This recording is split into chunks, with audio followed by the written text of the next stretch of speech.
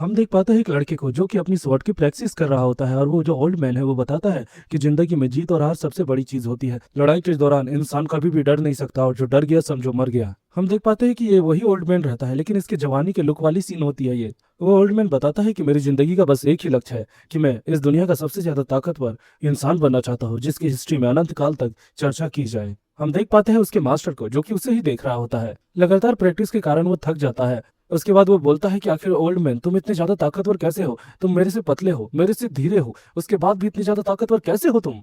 वो old man बोलता है कि अक्सर तुम काफी ज्यादा लालची बन जाते हो, लेकिन ज्यादा ताकत, ज्यादा तेजी और ज्यादा लालच इंसान को कभी आगे बढ़ने नहीं देता है।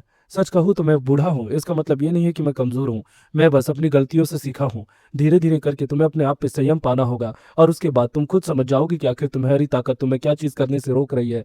और वो उसे अच्छी खासी फिलोसफी की ज्ञान देता है। वो बोलता है कि मैं तुम्हारी बातें कभी नहीं समझ पाऊंगा।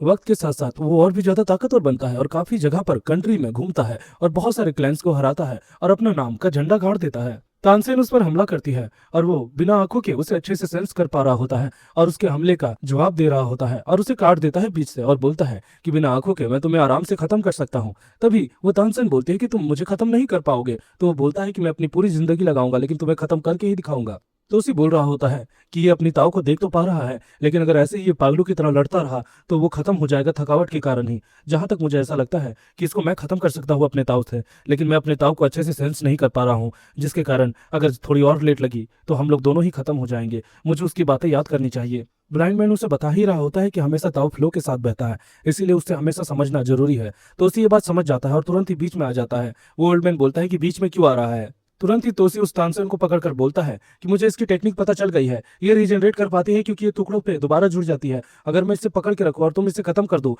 तो उसके बाद ये जनरेट नहीं कर पाएगी, और हम तुरंत ही इसके हेड को इतनी बार क्रश करेंगे कि ये अपने आप को जोड़ ही नहीं पाएगी। इसके सेंसेस काम करना बंद कर देंगे। लेकिन तुम्हें अपनी तलवार सावधानी से कट करनी पड़ेगी। क्या तुम ऐसा कर पाओगे? ओल्ड मैन तुरंत बोलता है हाँ मैं ये करूंगा, और तुरंत ही उसकी तरफ अपनी तलवार से हमला करता है। वो ओल्ड मैन अपने मास्टर की बात को याद करता है कि हमेशा लड़ाई के वक्त संयम से काम लेना चाहिए, और एक जगह पर अपनी सारी शक्ति को कुर्बान करना चाहिए। वो तुरंत ही उस पर कट मारता है, और ये कट काफी ज्यादा इफेक्टिव रहता है। उस तानसेन की फील्डिंग सेट हो जाती है, और वो जूफा का नाम बोलती है। जूफा को सेंस हो जाता है कि बहुत गलत हुआ है। चोबे बोलता है कि मुझे अब अपनी पावर का इस्तेमाल करना चाहिए, लेकिन उसका भाई उसे रोकता है और बोलता है कि अभी इसका सही समय नहीं आया है।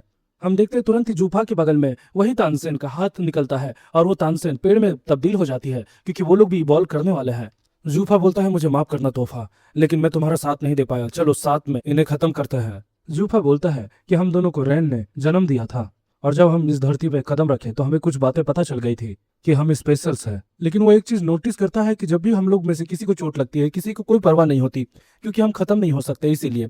लेकिन मैं वो हूँ जिसको तोहफा के हल्के से भी चोट लगने पे काफी ज्यादा दर्द होता था। हम देखते हैं कि जो नाय है वो जूफा को ज्ञान के बारे में बता रही होती है, नेचर के बारे में बता रही होती है, प्रकृति के बारे में बता रही होती है, और ये बोलती है कि उम्मीद है वक्त रहते ही तुम लोग सीख जाओगे कि आखिर तुम लोग किस लिए बनाए गए हो।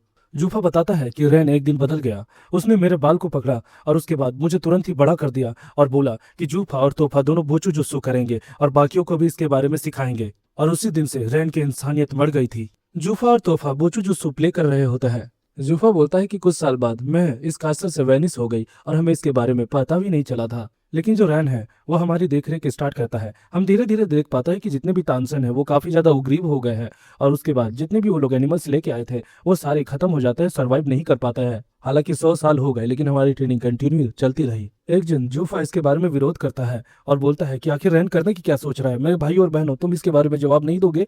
तो वो लोग बोलते हैं कि शायद उसके बारे में कोई प्लान होगा। कुछ तानसेन बोलते हैं कि शायद वो इंसानों से हमारी जानकारी को बचाना चाहता हो। तभी जूफा बोलता है इंसान इंसान हमारा क्या उखाड़ लेंगे?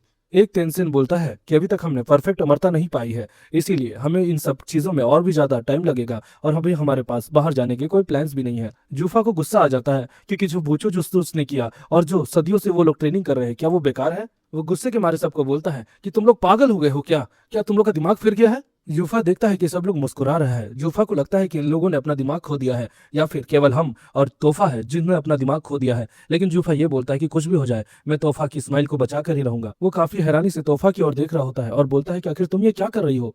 तोहफा बताती है कि यहाँ पर एक इंसान है जिसको हम लोग फूलों से लदा रहे हैं, ताकि वो दोबारा से इंसानों के कबीले में जा पाए, और वो लोग हमारे यहाँ पर इन्वेस्टिगेशन करने के लिए आए। जूफा हैरानी से तोहफा को देख रहा होता है, क्योंकि वो वही तोहफा है जो कि काफी ज्यादा प्यारी और नरम दिल की थी, लेकिन आज वो बदल गई है। तोहफा बोलता है कि जूफा, क्या तुम्हें इससे कोई दिक्कत हो रही है या फिर ये लोग तुम्हें बस फोर्स कर रहे हैं ये करने के लिए? जूफा डरावने चेहरे के साथ बोलती है, नहीं इसमें क्या गलत है। दूसरी तरफ तोहफा ये देखकर डर जाता है और घबरा जाता है। वो तुरंत ही उसके बगल में आता है और बोलता है, नहीं ये तुम गलत कर रही हो। वो दोनों रोने लगते हैं क्योंकि उन्हें पता है कि अब इनसे पीछे मुड़ने का कोई भी रास्ता नहीं है। हम फाइनली देख पाते हैं कि वो दोनों मर्ज हो जाते हैं और एक खतरनाक डीमन एंटिटी बन जाते हैं।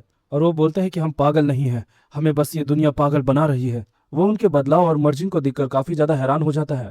वो डीमन एंटिटी चिल्लाता है और वो लोग के कान फटने ही वाले रहते हैं। तभी आजा चोबे उस पर एक हथियार फेंक कर मारता है, लेकिन वो आसमान में उड़ जाता है और दोषी ये बता रहा होता है कि ये लोग आसमान में उड़ भी सकते हैं, जो कि वाकई में दिक्कत की बात है। हम देखते हैं वही ओल्ड मैन उनसे लड़ने के लिए जा रहा होता है और तभी वो पागलों की तरह हंसने लगता है। दोषी देख लेता है कि उसके गर्दन में वही फूल लग गया है। वो तुरंत ही उसे हटाता है और बोलता है कि ये लोग एक खतरनाक फ्लावर को नीचे फेंक रहे हैं, उसके कांटेक्ट में अगर हम आए तो हमें बहुत ज्यादा खतरा मिलेगा। आजा चोबे को समझ आ जाता है कि अब मुझे ट्रांसफॉर्म करना ही पड़ेगा। वो तुरंत ही ट्रांसफॉर्म होता है और उस पर तेजी से एक हमला करता है और इस बार उस डीमन एंटिटी को काफी ज्यादा दर्द होता है। तुरंत ही वो डीमन क्रीचर उससे दूर फेंक देता है और आजा चोबे बोलता है कि ऐसे में मैं इसे कैसे हरा पाऊंगा। दोषी बोलता है कि हम सबको मिलकर हमला करना पड़ेगा, नहीं तो हम में से कोई भी उसे हरा नहीं पाएगा। आजा चोबे और उस ओल्ड मैन पर भी यही बात को लेकर बहस हो जाती है और तुरंत ही वो मॉन्स्टर उन पर हमला करता है, लेकिन वो दोनों लोग मिलकर उस हमले को डिफेंड कर लेते हैं। आजा चोबे बोलता है कब या तो करो या मरो वाला सिचुएशन है, हमें कैसे भी करके उसे खत्म करना होगा, नहीं तो हम ही खत्म हो जाएंगे। और इसी के साथ दोस्तों ये एपिसोड खत्म होता है। मिलते हैं नेक्स्ट एपिसोड में।